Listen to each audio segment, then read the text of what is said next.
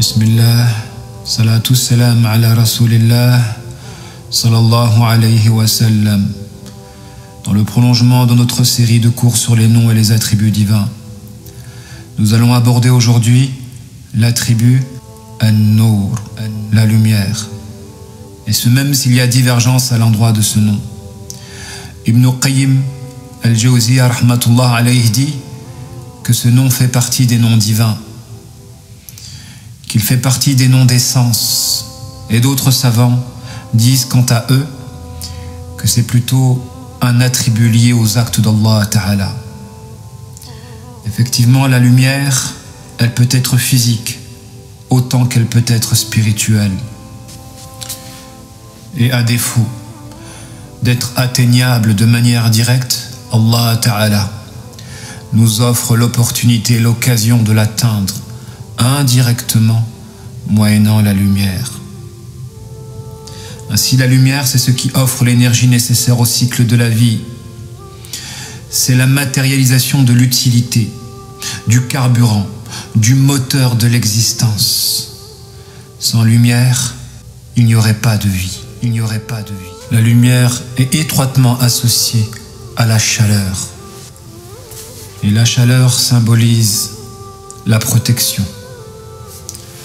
Aussi, quand Allah Ta'ala nous accorde sa lumière, il ne fait que nous accorder la vie et la protection de cette dernière. أَفَمَنْ شَرَحَ اللَّهُ صَدْرَهُ لِلْإِسْلَامِ فَهُوَ عَلَى نُورٍ مِّن رَبِّهِ. Est-ce que celui à qui Allah Ta'ala a ouvert la poitrine à l'islam et qui marche par une lumière venant de son Seigneur est comparable à un autre? Malheur, que le malheur soit pour les gens qui ont des cœurs durs vis-à-vis du rappel d'Allah. Ce sont eux qui vivent dans une perdition évidente. Allah Ta'ala est inaccessible, nous l'avons vu lors de l'étude de l'attribut Al-Latif. Aussi, par miséricorde, il nous donne le moyen de l'atteindre indirectement, moyennant sa lumière. Car la lumière, effectivement, est un effet, l'effet positif d'une source de bienfait. Et pareillement, Allah Ta'ala nous donne des paraboles dans le Coran. Car il existe effectivement des vérités intelligibles et des vérités sensibles.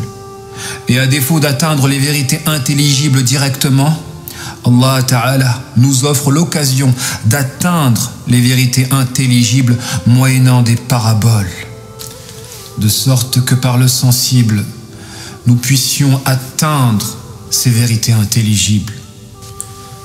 Ainsi, la parabole fait office d'escalier quand on ne parvient pas à atteindre le premier étage. Est-ce que le récit de Moussa, alayhi salam, t'est-il parvenu lorsqu'il a demandé à voir Allah Ta'ala? Et Allah Ta'ala lui a répondu qu'il était impossible de le voir dans ce bas monde. Et pour le convaincre, Allah Ta'ala a demandé à Moussa alayhi salam de regarder cette montagne vis-à-vis de laquelle il va montrer un aspect de sa lumière. Et si cette montagne reste en place, alors peut-être qu'une créature ici-bas peut voir Allah Ta'ala. Et Allah Ta'ala a montré un aspect de sa lumière à cette montagne, et cette montagne s'est effondrée. Cette montagne s'est effondrée, car elle ne peut pas supporter la puissance de la luminosité divine. C'est dans ce sens où une tradition rapportée par Muslim énonce qu'Allah Ta'ala a un hijab de lumière, et dans une autre version, un hijab de feu. Et si Allah Ta'ala lèverait ce hijab, alors le bas monde brûlerait des conséquences de l'intensité de cette luminosité. Non, mes frères et mes sœurs dans la foi, Allah Ta'ala est lumière. Et sa lumière est tellement intense qu'elle nous aveuglerait, qu'elle nous brûlerait. Allah Ta'ala est lumière. Et il est impossible pour une créature dans ce bas monde de le voir avec ses yeux de chair. Et à ce propos, il y a divergence, effectivement. À l'endroit de notre prophète, alayhi salatu wassalam, a-t-il vu Allah Ta'ala lors de son voyage nocturne? Aïcha, notre mère à tous, radiyallahu anha, a dit que non. Tandis qu'Ibn Abbas, radiyallahu anhu, a soutenu le contraire. Que le prophète, alayhi salatu wassalam, a vu Allah Ta'ala. Et ce, des conséquences de son interprétation du Coran. Ma kadhaba al-fu'adu ma ra'a.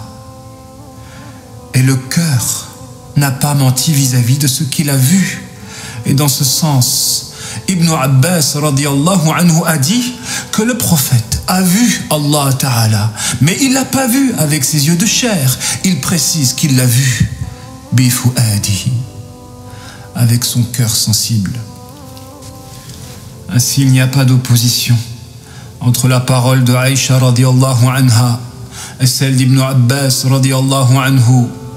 Car jamais Ibn Abbas radiyallahu anhu a dit que le prophète alayhi salatu wassalam a vu son Seigneur avec ses yeux de chair. Jamais.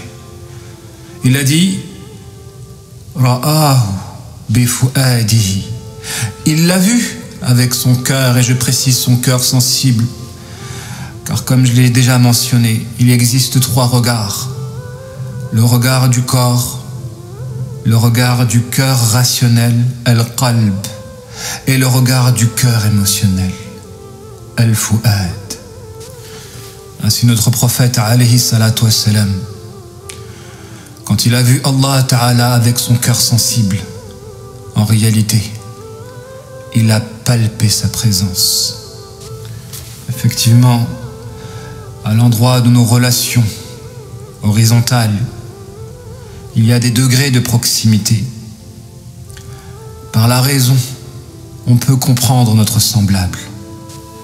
Il existe un plaisir rationnel, autant qu'il peut exister un plaisir physique.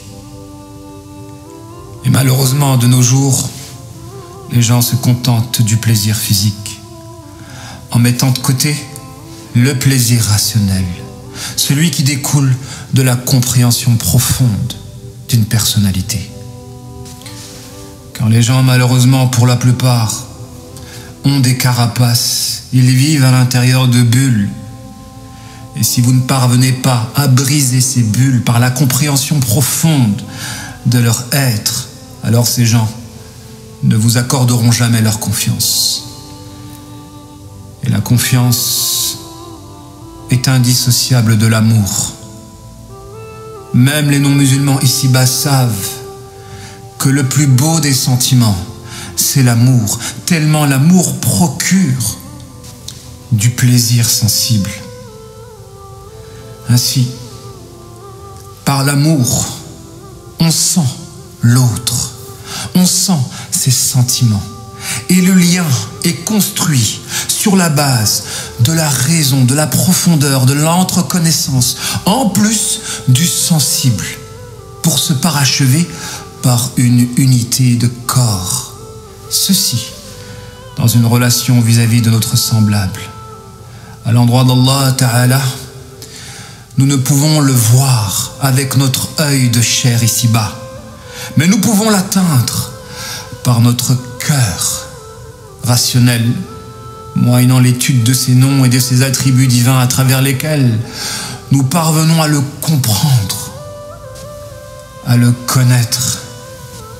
Et c'est le but de l'adoration. Le but de l'adoration, mes frères et mes sœurs dans la foi, est de connaître Allah Ta'ala. Car une adoration sans la connaissance de notre Seigneur est davantage une tare et un fardeau qu'un plaisir. Comment voulez-vous adorer Allah Ta'ala si vous ne trouvez pas du plaisir à l'adorer et de la peine à lui désobéir? Et pour que vous éprouvez du plaisir à l'adorer et de la peine à lui désobéir, il faut le connaître. Car autant que vous pouvez souffrir de décevoir une personne que vous aimez ici-bas.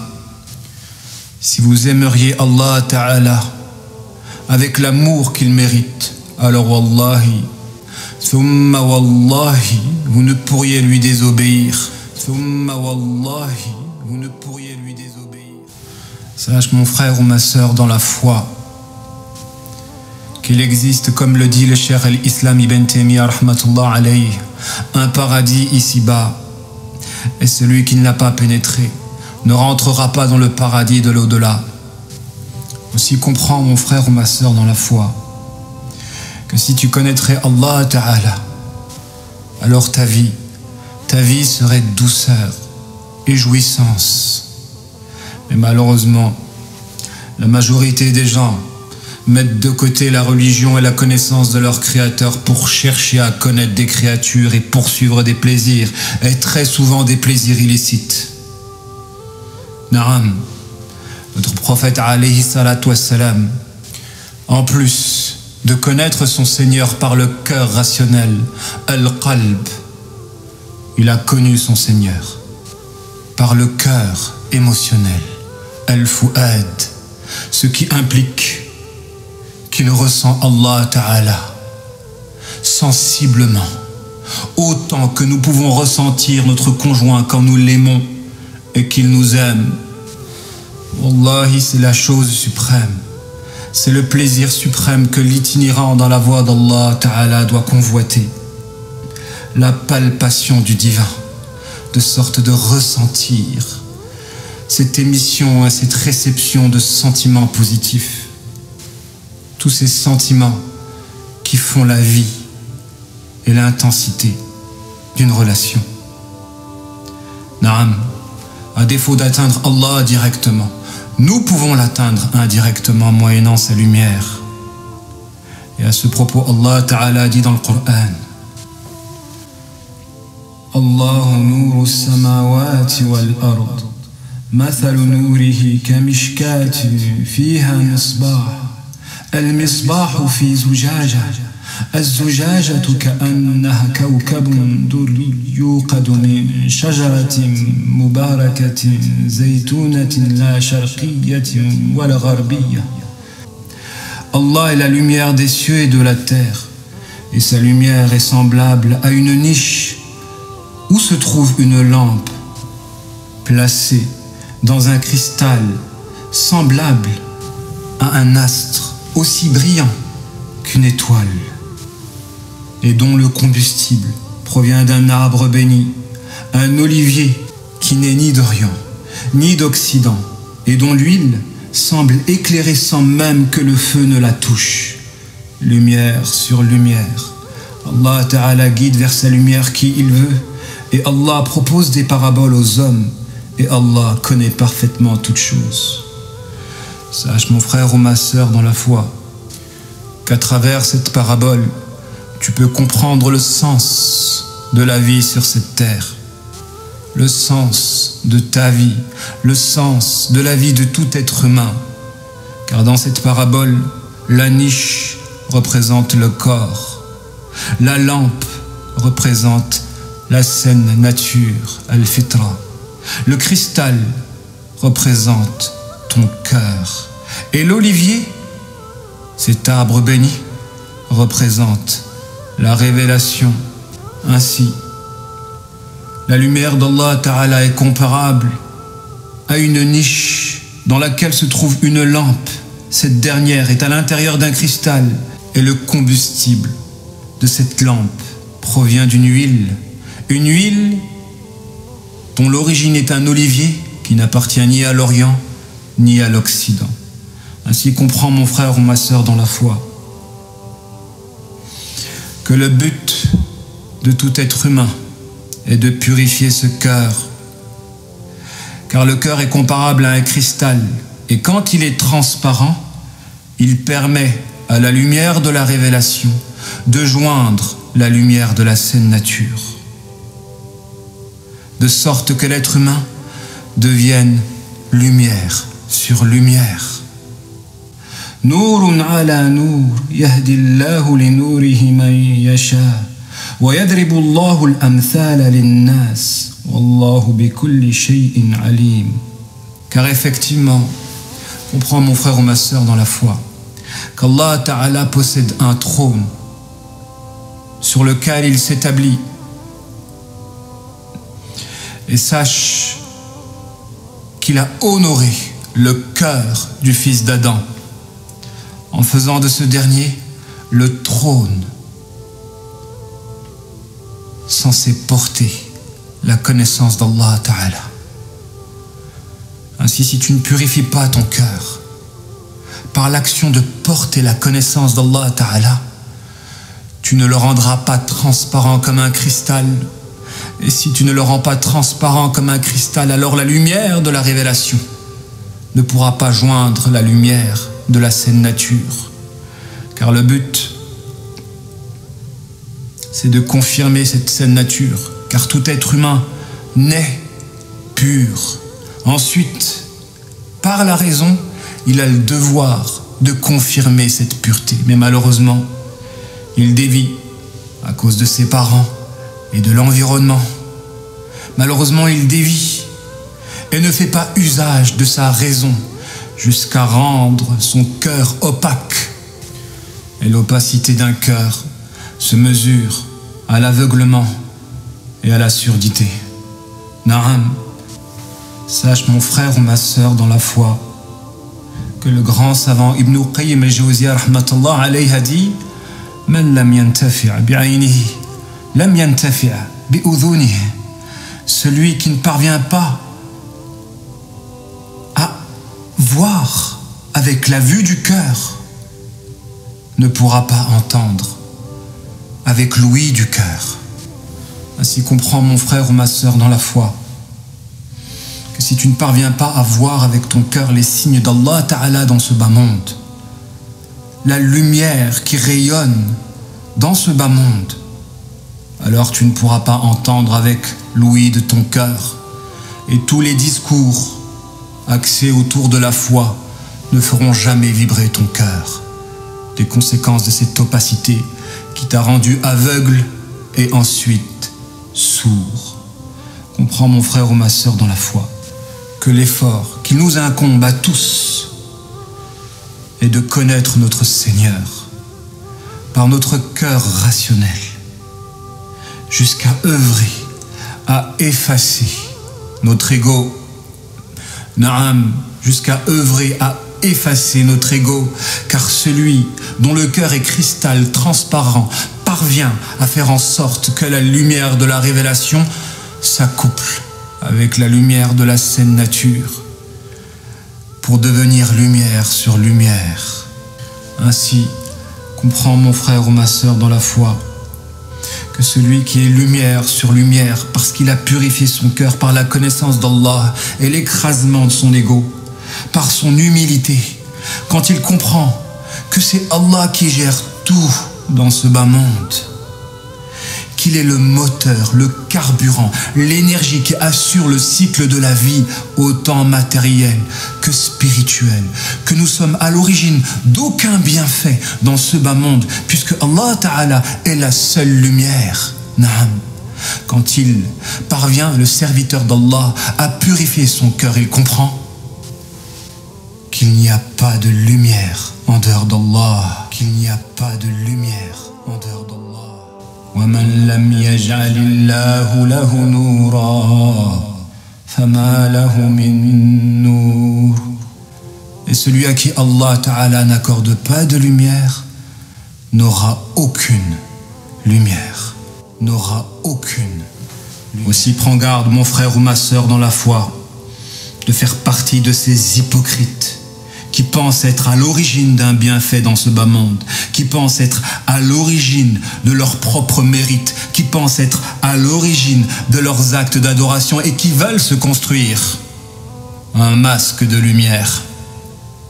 Car ces gens-là veulent rivaliser avec Allah Ta'ala, autant qu'Iblis a cherché à rivaliser avec Allah Ta'ala en pensant que son mérite était un droit. Avec une telle conception, on ne peut que se rebeller à la moindre épreuve, à la moindre souffrance. se mettre en colère contre Allah Ta'ala et développer une image négative de notre Seigneur. Naam, il existe des hypocrites ici-bas qui pensent être à l'origine de certains bienfaits et qui n'acceptent pas qu'Allah Ta'ala peut les éprouver par la privation, tellement ils estiment que leur mérite est un droit et qu'il appartient à Allah Ta'ala de se plier à leur ego. Ce sont des diables, ce sont des diables, ce sont les hypocrites qui ne parviennent pas à créer leur propre lumière parce qu'ils n'ont pas purifié leur cœur de sorte d'en faire un cristal. Et donc, la voie par laquelle ils veulent se construire un masque de lumière, c'est en gaspillant la luminosité des autres. Naam. À ce propos, Allah Ta'ala dit dans le Coran: مثلهم كمثل الذي استوقد نارا فلما أضاءت ما حوله ذهب الله بنورهم وتركهم في ظلمات لا يبصرون. Leur exemple est comparable à celui qui a allumé un feu et après que ce feu ait éclairé tout ce qu'il y a autour, Allah Ta'ala a éteint ce feu pour les laisser dans les ténèbres. Naam. Un hypocrite est une personne qui n'a pas de lumière par lui-même et qui aspire à gaspiller la lumière des autres pour pouvoir cacher sa propre laideur, parce qu'il est laid en réalité. L'hypocrite est laid autant qu'Iblis est laid, mais ne parvenant pas à occulter cette laideur, ils empruntent la voie du gaspillage, de la luminosité des autres. Donc ce sont des corrupteurs par nature, par essence. Ils ne peuvent pas se passer de corrompre les autres, de gaspiller la lumière des autres. Et c'est pourquoi ils ne vous lâcheront pas quand vous êtes des producteurs de lumière. Car ils ont besoin de vous faire couler pour exister, moyennant ce masque de lumière par lequel ils cachent la réalité de leur laideur. Naam, les hypocrites et les partisans d'Iblis sont des êtres laids à la puanteur spirituelle. Et comme ils n'osent pas s'observer en face, ils aspirent à occulter leur laideur profonde, moyennant des masques de lumière, moyennant lesquels ils vous trompent et vous manipulent. Et c'est pourquoi, quand on les abandonne, ils se retrouvent face à eux-mêmes. Et n'ayant plus de lumière pour pouvoir construire un masque, on peut les observer à travers la réalité de leur laideur. Un hypocrite, quand on l'abandonne et qu'il ne parvient pas à déséquilibrer une autre personne, il coule et on le voit à travers sa véritable laideur. Et c'est pourquoi pour lui, chercher à déséquilibrer des autres fait partie de l'essence de sa personnalité. Qu'Allah Ta'ala les maudisse et que soient maudits tous ceux qui les accompagnent et qui pensent du bien de ces manipulateurs, corrupteurs. Et de toute façon, les âmes qui se ressemblent sont destinées à se rapprocher.